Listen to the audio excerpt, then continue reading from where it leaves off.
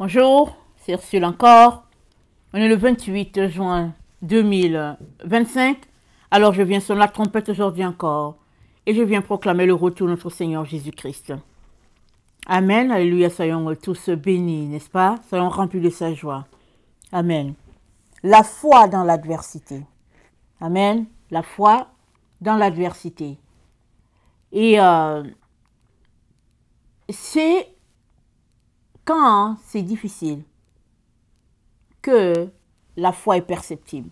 Quand tout va bien, vous voyez, tout va bien. On n'a pas besoin de foi. Mais dans l'adversité, n'est-ce pas, c'est là que la foi se rend visible. Et la Bible dit, quand tu vois quelque chose, tu n'as plus besoin de foi.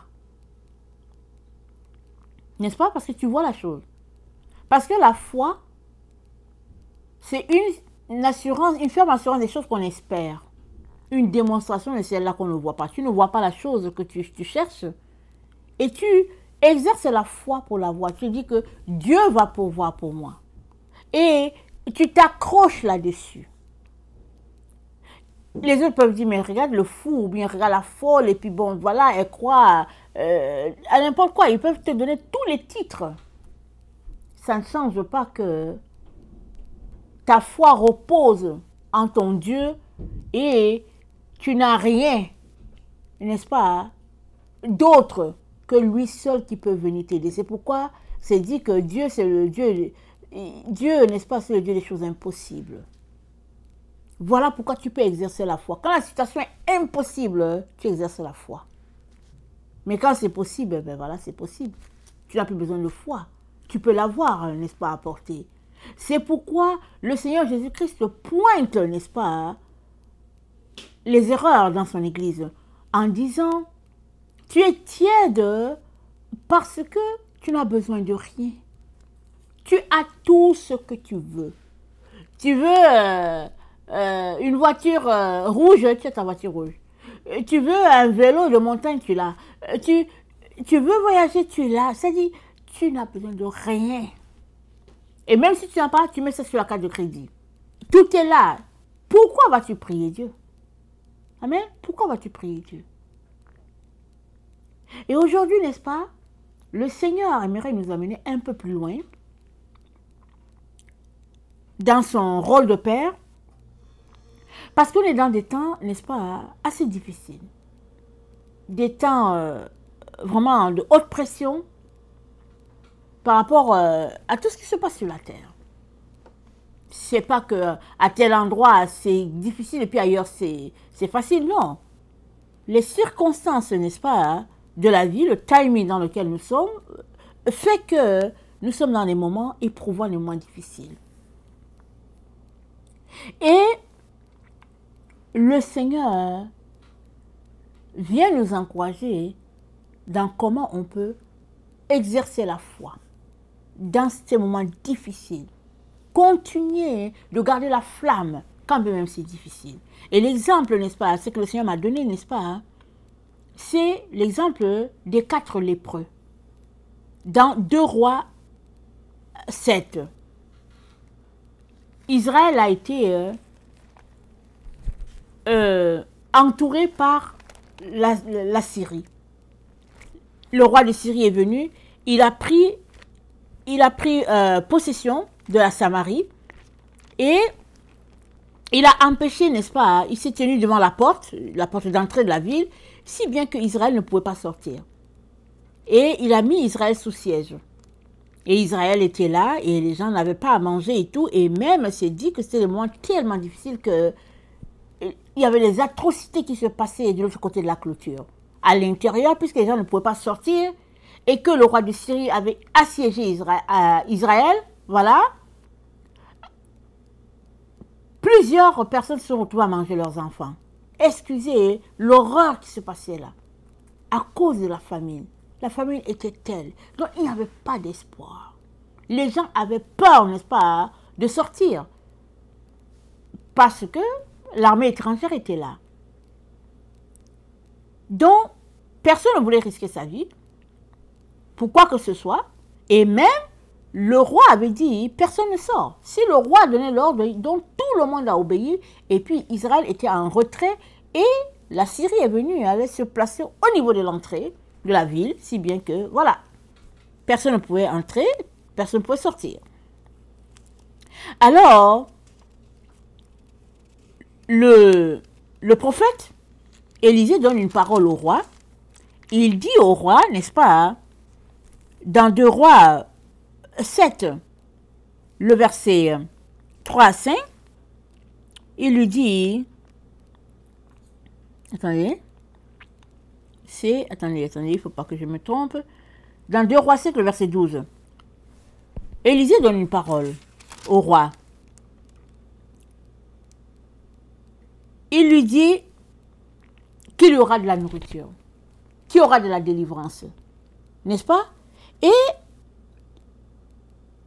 c'est dit que dans le verset 18, 2 Rois 7, l'homme de Dieu avait dit alors au roi, on aura 2 mesures d'orge pour un cycle et une mesure de fleurs, de farine pour un cycle, demain à cette heure à la porte de Samarie. Et l'officier du roi avait répondu à l'homme de Dieu, quand l'Éternel ferait des fenêtres au ciel, pareille chose arriverait-elle? Et Élisée avait dit à l'officier du roi, tu verras de tes yeux, mais tu n'en mangeras point. C'est quand même beaucoup d'arrogance. Amen. Israël est sous siège. Donc, la Syrie a assiégé Samarie. Amen.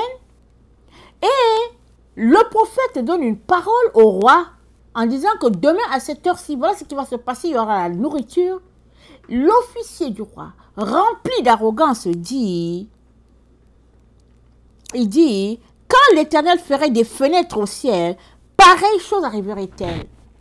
C'est grave, c'est trop grave que l'officier du roi réponde comme ça à l'Éternel. Parce que le prophète de l'Éternel, il parlait de la part de l'Éternel. Alors, il y a un roi dans un pays, une parole de l'Éternel sort pour dire voilà ce qui va arriver. L'officier qui est à côté dit comment ça va arriver. Il dit pareille chose peut-elle arriver. Tellement il était arrogant. Non seulement il manquait de foi, mais il était rempli d'arrogance, n'est-ce pas? Et de mépris vis-à-vis de l'homme de Dieu et de moquerie. Et finalement, Élisée lui dit, mais ça va arriver, mais tu n'en mangeras point. Mais tu n'en mangeras point. Mais comment ça allait arriver? Élisée ne leur a pas dit. Le peuple était donc apeuré et était sous siège, et puis chacun était dans son coin. Tout à l'heure, on a parlé des émotions négatives. Qu'est-ce que Satan fait? Quand il envoie les émotions négatives, c'est pour empêcher, n'est-ce pas, le flot de l'esprit. C'est pour empêcher que la gloire de Dieu soit. Alors, il envoie les émotions négatives. Si bien que rien n'avance. C'est ça qui s'est passé avec l'officier du roi. La parole de Dieu est sortie de la bouche de l'homme de Dieu pour dire, voilà ce qui va arriver. Et puis, l'officier répond pour dire, ben, ça ne va pas arriver. Sans tarder, Dieu lui a donné son jugement à lui. Il dit, ça va arriver, mais tu ne goûteras pas. Tu ne goûteras pas. Amen. Alors, moi, je ne sais pas où est-ce que tu en es dans les situations d'exercer la foi. Souvent, on ne se sent pas appelé à exercer la foi parce qu'on a tout apporté. Tout ce qu'on veut, on a. Et c'est dommage. Amen. C'est dommage parce que c'est comme ça que tu te comportes. Tu ne vas pas apprendre à connaître Dieu. Et Dieu est tellement bon qu'il te place souvent dans une situation de manque. Comme ça, tu peux aller vers lui et voir de quoi il est capable, comment il peut pourvoir tes besoins. Alors, voilà la situation d'Israël. Pas de nourriture, famine totale, l'armée de Syrie à la porte, et il n'y avait pas espoir qu'il y ait de la nourriture. Mais qui est-ce que Dieu va utiliser? Il va utiliser 4 lépreux. Amen. Il utilise 4 lépreux. Alors, la situation des lépreux, c'est laquelle? C'est le fait qu'ils sont déjà rejetés par la société, ils sont isolés et ils ont appris à dépendre de Dieu et leur vie est la dépendance de Dieu. Si leur famille vient leur apporter de la nourriture un peu, ils partagent ça entre eux parce qu'ils sont isolés, ils sont rejetés. Si la famille n'apporte pas à manger, alors ils sont là, ils dépendent de la bonté de Dieu envers eux. C'est un peu comme les oiseaux qui sont là, qui attendent que Dieu leur donne à manger. Donc ces lépreux-là, ils ont appris à exercer la foi. Ils ont appris, n'est-ce pas, à dépendre de Dieu. Peu importe les circonstances dans lesquelles ils vivaient, leur Dieu, c'était leur secours. Alors, dans l'état de la situation, il n'y avait personne qui sortait, n'est-ce pas, pour leur apporter à manger. Puisque la léproserie est souvent à l'extérieur de la ville. Donc, il n'y a personne qui sortait. Le roi avait donné l'ordre que personne ne sorte. Alors, les lépreux n'avaient pas à manger non plus. Et qu'est-ce qu'ils ont dit? Ils ont dit, 2 Rois 7, le verset 4, ils disent, si nous songeons à entrer dans la ville, la famine est là dans la ville. Et nous y mourrons. Et si nous restons ici, nous mourrons également. Allons nous jeter dans le camp des Syriens. S'ils nous laissent vivre, nous vivrons. Et s'ils nous font mourir, nous mourrons. Ils avaient la sagesse. Excusez-moi de rire. Ils avaient la sagesse. Ils ont dit, ok, voilà la situation. Si on reste ici, on va mourir. Si on est dans la ville, on va mourir. Pareil, ils n'ont pas mangé. Mais si on va là-bas à l'armée de la Syrie, ben, ils peuvent nous tuer, alors on va mourir. Mais s'ils ne nous tuent pas, ben voilà, on va vivre. Dieu leur a donné la sagesse pour dire, anyway, si on reste ici, on va mourir. C'est mieux qu'on aille là-bas. Ils sont allés, et c'est dit quoi? C'est dit au verset 5, 2 Rois 7, le verset 5. Ils partirent donc au crépuscule pour se rendre au camp des Syriens. Et lorsqu'ils furent arrivés à l'entrée du camp des Syriens, voici, il n'y avait personne. Miracle. Il n'y avait personne dans le camp. Mais, comment l'ont-ils su? Il a fallu qu'ils se lèvent pour marcher. Malgré, vous savez que les lépreux, souvent, ils marchent vraiment à petits pas parce que même les orteils, ils n'en ont pas. Souvent, quand la lèpre est tellement poussée, ils n'ont même pas les orteils. Ils n'ont rien pour marcher. Donc, ils marchent à petits pas. Et ils décident d'aller en direction, n'est-ce pas, de leurs ennemis. C'est là qu'ils se rendent compte que, tiens, il n'y a pas d'ennemis, il n'y a que de la nourriture partout, de la richesse partout. Le Seigneur a fait entendre au camp des Syriens, n'est-ce pas, des bruits de chars et des bruits de chevaux. Amen. Donc quand les lépreux marchaient là, chez les Syriens, ils entendaient ça comme des bruits de chars. Et ils ont décidé de fuir. Voilà l'humour de Dieu. Avec Dieu, nous ferons des exploits. Amen. C'est lui qui écrase l'ennemi. Amen. Chantons et crions la victoire. Christ est roi. Amen. Dit la chanson. Avec Dieu, nous ferons des exploits. Il écrase ton ennemi. Amen. Alors, les lépreux sont partis parce qu'ils étaient affamés, ils allaient mourir. Mais Dieu a vu leur courage. Il a dit, je vais récompenser cela. Et ils sont entrés dans le camp, les 4 lépreux sont entrés, ils ont mangé, ils ont ramassé la richesse, ils ont mangé, ils ont ramassé la richesse. Finalement, ils ont dit, tiens, il faudrait quand même qu'on aille dire ça au roi parce que c'est pas bien ce que nous faisons. Si nous laissons ça comme ça, c'est pas bien. Ils s'en vont informer, n'est-ce pas, le roi de ce qui est arrivé. Et au verset 12, regardez ce que le roi dit. Le roi dit, le roi se leva de nuit et il dit à ses serviteurs, je veux vous communiquer ce que nous font les Syriens. Comme ils savent que nous sommes affamés, ils ont quitté le camp pour se cacher dans les champs et ils se sont dit, quand ils sortiront de la ville, nous les saisirons vivants et nous entrerons dans la ville. Nous entrerons dans la ville. Regardez comment le roi répond. Le roi n'avait pas de foi. Il était rempli de peur. Vous voyez ce que la peur fait? La peur t'amène à imaginer des choses impossibles. Ça te paralyse, tu n'arrives pas à faire ce que tu devrais faire. Le roi était apeuré. Les lépreux lui disent, il n'y a personne dans le camp. Voilà, nous avons emporté la nourriture. Le roi est dans son imagination. Il dit, oh oui, ils nous tendent un piège. Et après, ils vont entrer dans la ville. Ils vont saisir notre ville. Et puis, le roi est parti, n'est-ce pas, dans son imagination. Or, la vérité était toute crue là devant eux.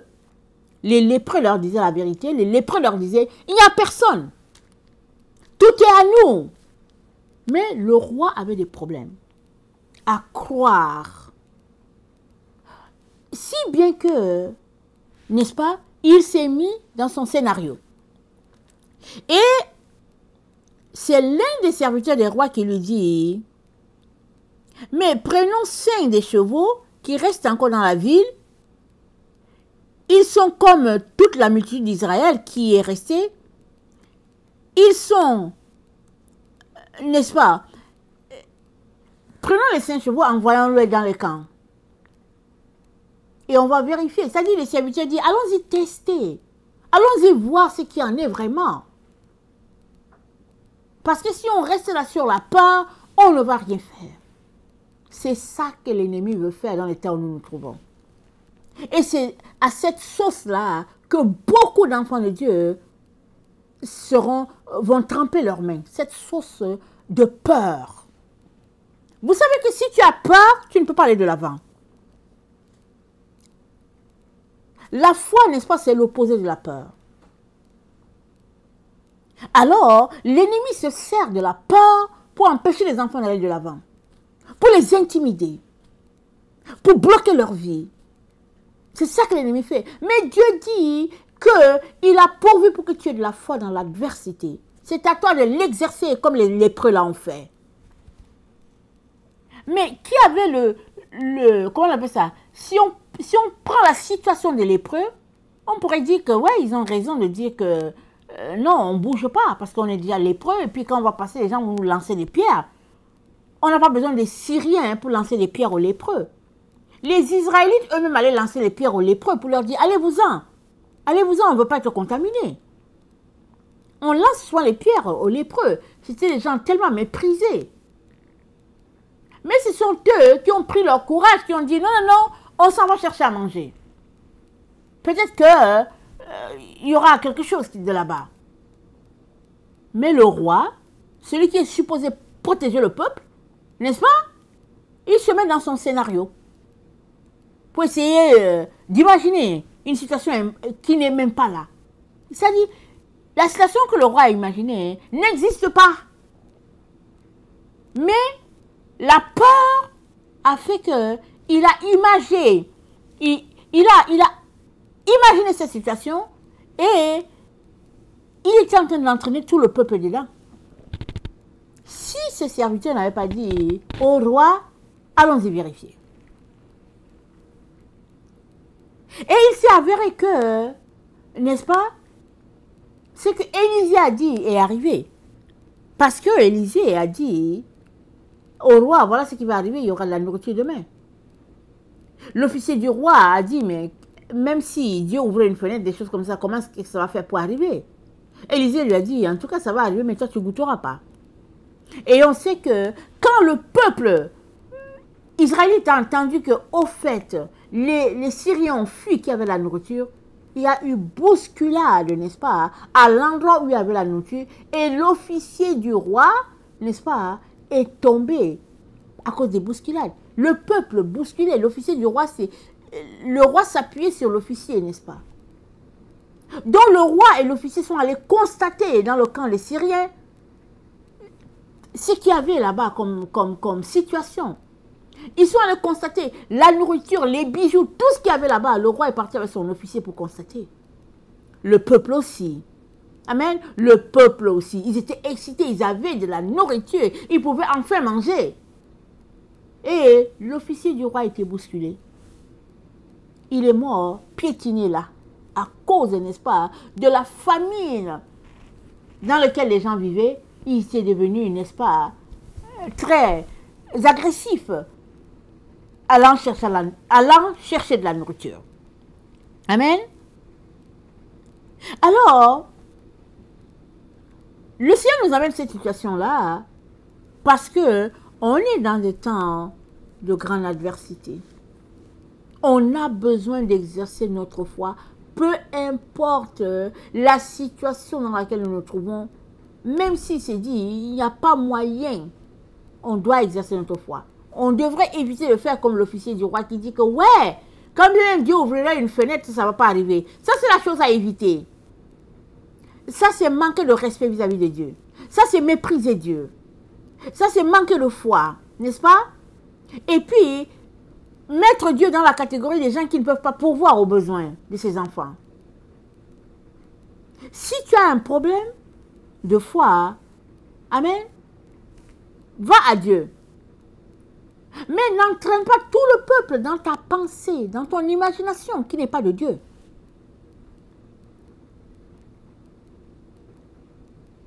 Amen. Dieu, n'est-ce pas, veut nous amener plus loin. Il nous intéresse à travailler, n'est-ce pas, dans ce que Dieu est en train de faire. Le Seigneur ne veut que nous aider. Le Saint-Esprit est là. Maintenant, c'est à nous d'éviter certaines choses, certains comportements.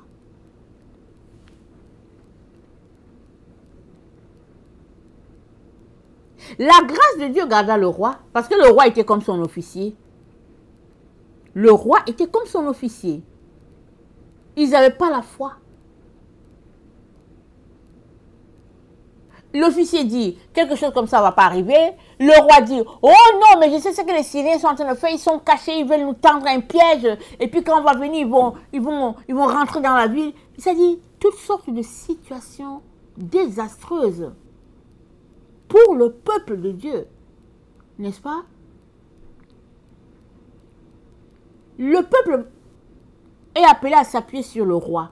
Mais si le roi est tellement loin de ce que Dieu, n'est-ce pas, en train de dire, comment le peuple va-t-il tenir? Amen. Comment le peuple va-t-il tenir?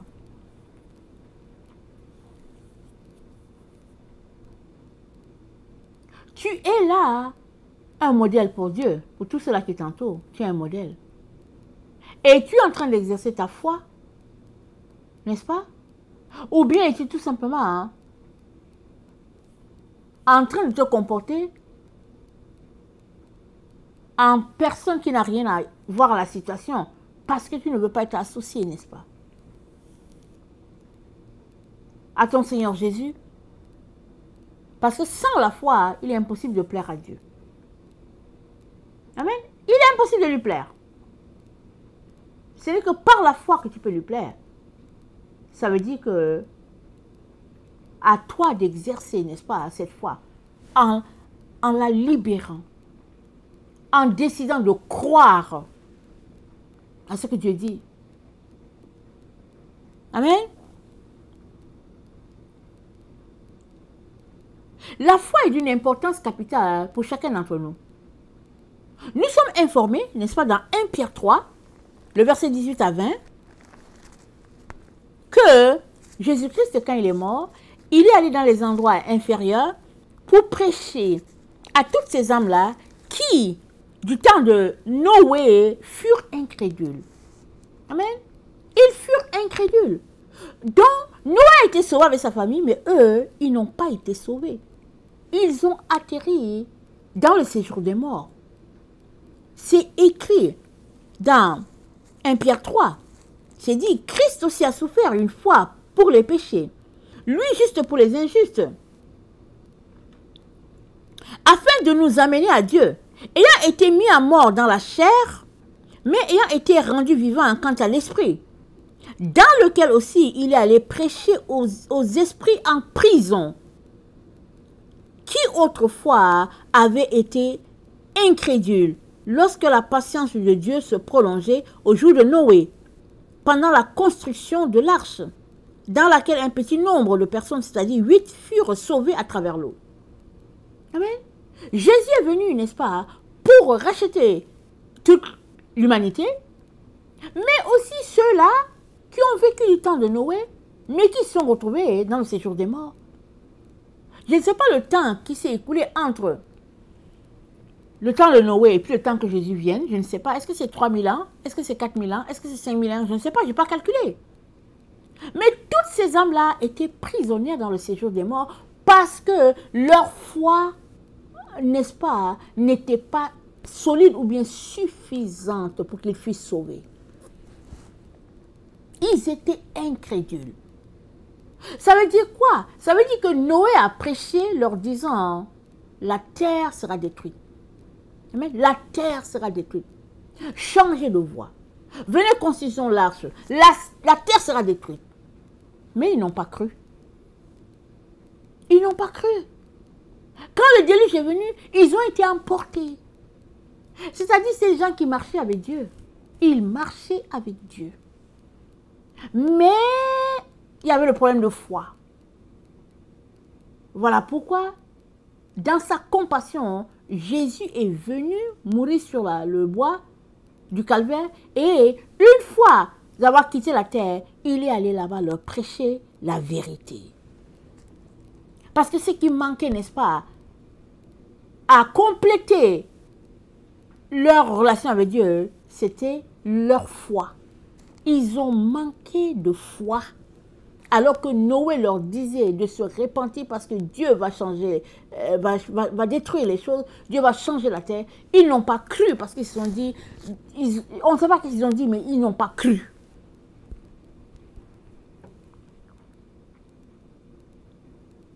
Et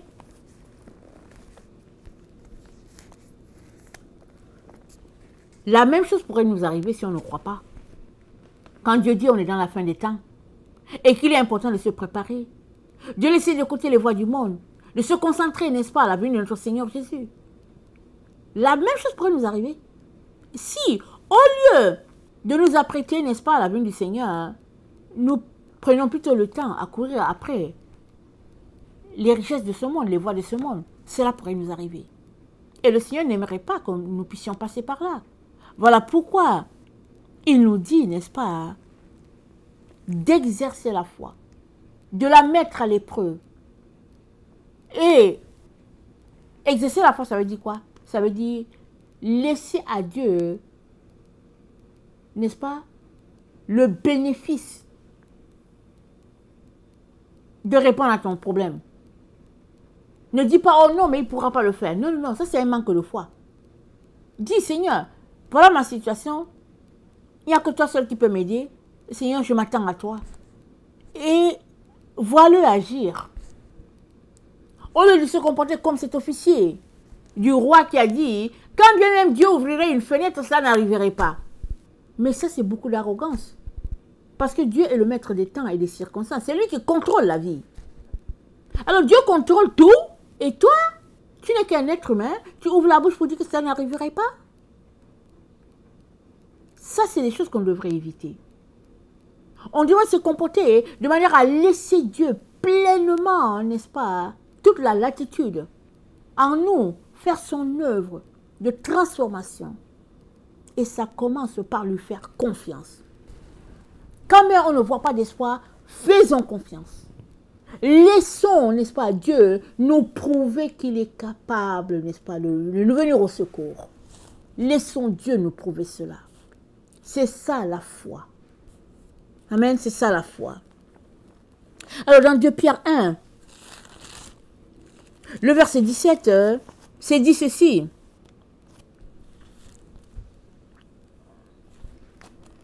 Car Jésus a reçu de Dieu le Père honneur, gloire, quand la gloire magnifique lui fit entendre une voix qui disait, celui-ci c'est mon fils bien-aimé, en qui j'ai mis toute mon affection.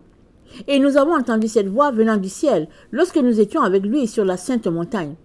Et nous tenons pour d'autant plus certaine la parole prophétique à laquelle vous faites bien de prêter attention, comme à une lampe qui brûle dans un lieu obscur, jusqu'à ce que le jour vienne apparaître et que l'étoile du matin se lève dans vos cœurs. Amen. La parole de Dieu est une parole prophétique. Ça veut dire quoi? C'est quelque chose qui va arriver.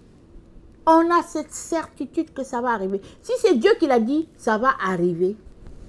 Tu n'as pas le temps où ça va arriver. Il y a que la naissance de Jésus-Christ a été prophétisée par Ésaïe. Combien de temps ça a duré? Est-ce que ça a duré 4000 ans? Je ne sais pas. Mais toujours est-il que Jésus-Christ est né d'une vierge. Ésaïe l'a prophétisé.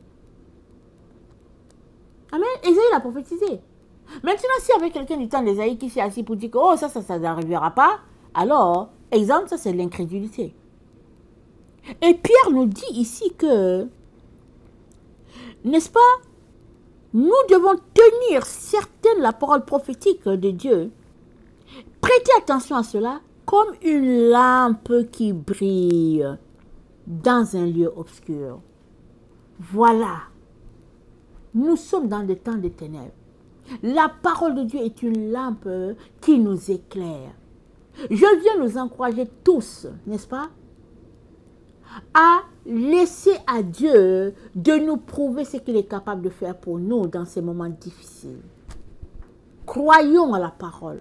C'est une lampe qui brille quand il n'y a pas, n'est-ce pas, possibilité, quand l'espoir est petit, quand nous sommes dans une situation d'incertitude. Regardons à la lampe. Et la lampe, c'est quoi? C'est la parole de Dieu. Elle va nous tenir éveillés. Elle va nous donner de continuer d'avancer quand bien nous ne voyons pas le bout du tunnel. On va continuer, n'est-ce pas, de garder les yeux fixés sur notre Seigneur Jésus. C'est ça que le Seigneur nous demande. Amen. Que le Seigneur bénisse sa parole, n'est-ce pas? Et que vous ne vous lassiez pas de continuer de croire au-delà de tout espoir, n'est-ce pas? Dieu est capable de le faire, ce qu'il a dit qu'il va faire. Amen. Soyez tous bénis. Je vous aime beaucoup. Amen. Maranatha, Jésus revient. Amen. Alléluia. Amen.